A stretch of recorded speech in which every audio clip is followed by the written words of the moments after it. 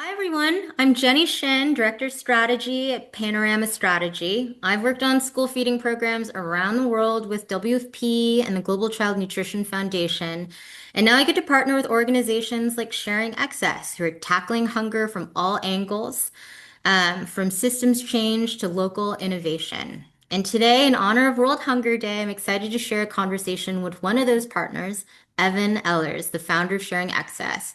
His team's reimagining food recovery here in the US and showing that ending hunger isn't just possible, it's scalable. Thanks, Jenny. Hi, everyone. My name's Evan. I'm the founder of Sharing Excess. We're a national food rescue organization, and we partner with farms, wholesalers, and resellers to make sure that their food reaches communities that need it instead of going to landfills. And since 2018, we've been able to rescue and redistribute over 130 million pounds of food, and we've fed approximately 10 million people across the country.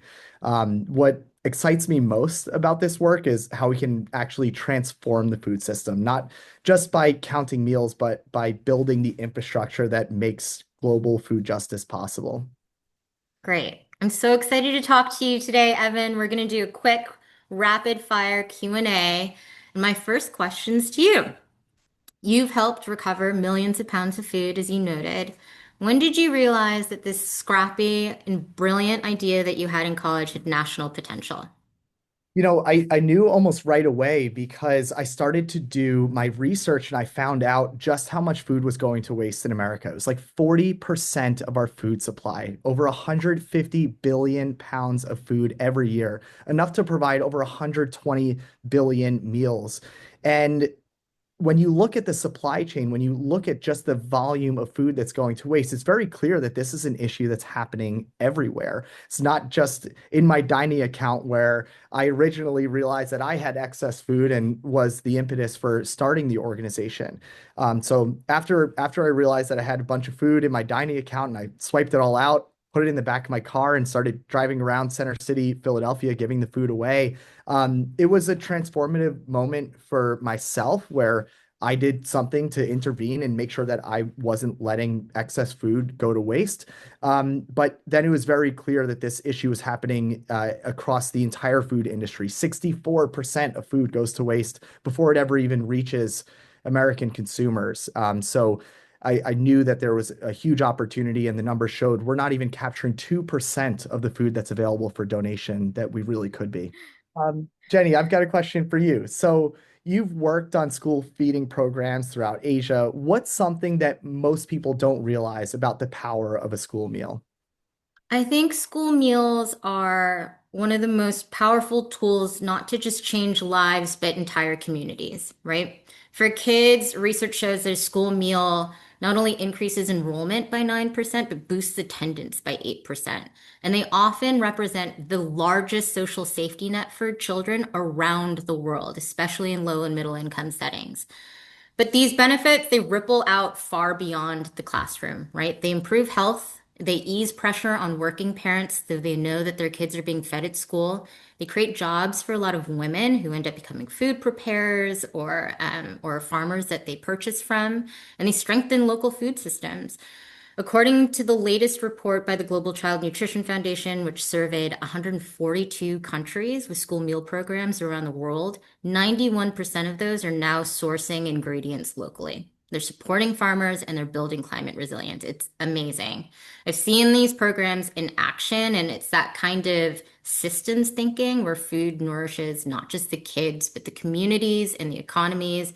And I think that's exactly what Sharing Excess is doing here in the US. You're not just rescuing food, you're rebuilding all that connective tissue of the food system. I want to ask you a fun question. What is the weirdest or most memorable food you've rescued, and what happened? All right. Well, I feel like I have a good answer for this question. So one time, I'm pretty sure we broke the record for the world's largest distribution of free avocados. So Wow. this was in the center of Philadelphia. Basically, there was a switch between the growing seasons of Peru and Mexico. So there was a huge surplus of Peruvian avocados.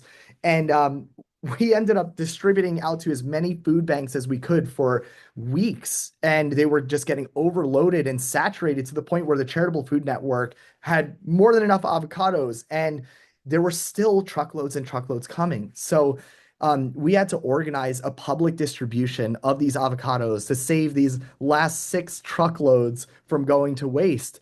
So we decided to create this event that we called Avogeddon.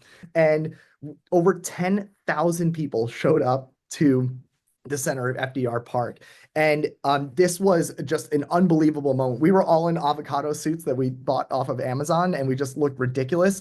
We were trying to manage a line of cars that stretched over 2 miles into the highway, and like the police were coming, and there were helicopters over top, and the Wall Street Journal was there. It was wild. But we did give out all the avocados. We made sure they didn't go to waste. People were super happy. So many different community members were so thankful, and a lot of people saying they had never even had an avocado before, which blew my mind. And I just that stands out as one of the biggest ones for sure. All right, I've got another question for you. So you've worked on school meal programs that obviously do more than just feed kids. They strengthen entire systems. So what can food recovery and hunger relief movements learn from that approach to long-term public investment in food? Yeah, I mean, I think school feeding programs show us what's possible when food and nutrition programs aren't just seen as charity, but part of the food system infrastructure, right? School meal programs around the world have been integrated into national policies that are driving outcomes in education, in health, in economic development, and they show that they work. But we're at a really critical moment. So I think whether it's a school meal in Nepal or food rescue in Philly, the lesson's the same. We need smart and more public and philanthropic investment that turns food into a foundation for health, for opportunity, and resilience. For those who don't understand or think supply chains are sexy, how would you explain why they matter? Like imagine a factory line where 30 to 40% of the product falls off before it's ever even packaged or distributed to the customers. You wouldn't keep sweeping it up and saying, "Oh, okay, well, we'll just keep dealing with this." You'd redesign the conveyor belt, or you'd patch the holes in the hose instead of letting all of these points leak out. And I'd say that's what food recovery and food rescue is. We're re-engineering the flow of food where these inevitable instances of excess and surplus are going to happen because of mismatch in supply and demand, or just the logistical infrastructure, the way that we have it set up, and human error, and climate changes that are either expected or not expected. There's always going to be excess, so it's really about how do we re-engineer the system to account for that and make the most of it, and create the most sustainable food system we can, not just catching the fallout and saying, okay, well, it's fine like this. It's always been like this. We need to re-engineer how we're thinking about the entire conveyor belt. So Jenny, I have another question for you. Okay. So you and I have both seen firsthand how food can create dignity and not just deliver calories. And as we wrap up, can you share a story that captures what this work is really about in your eyes? I was visiting a school in Cambodia that we supported. We went really early to watch them deliver the school breakfast to the kids, and I met a mom who had woken up before dawn to volunteer as the school cook. And what moved me the most was she just had a lot of love and connection and pride in her voice. And she noted that all these ingredients were coming from local farmers in her community. These were her friends, these were her neighbors. And that made it even more meaningful that they got to eat the food that they've grown. And after cooking all morning, she's getting on her motorbike. I'm like, where are you going? And she goes, I need to go to my job. I work construction in town. But she said, look, at least I know my kids are fed and they're cared for and they're learning. And that's what I think this work is really about. Food is more than just a meal. It's more than just calories, right? It nourishes us. It nourishes the kids and their families. It creates stability. It builds community. And it's fundamentally what on so many different levels, how we care for each other. That's beautiful. I couldn't agree more. I'd say, I mean, closing reflections here, like what I just always come back to thinking about is that food is something that's universal. You know, it is culture and it's also survival, it's care. And I think with that mentality, we should also have the mentality that it should never go to waste.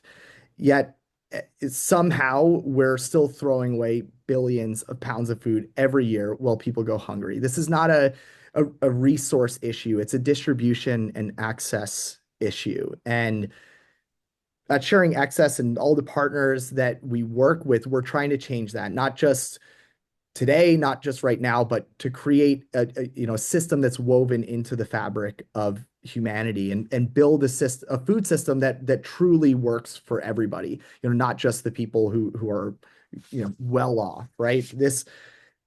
I think for this World Hunger Day, and I hope everyone that's seeing this can help us to invest in systems and partner to create systems that feed us all, because we don't want to just recover food. We want to transform the food system and make it one that works for everybody. Well, thank you, Evan. I'm really excited and proud to be working with you and that you've made the time to talk to me today. My pleasure. Thanks for having me.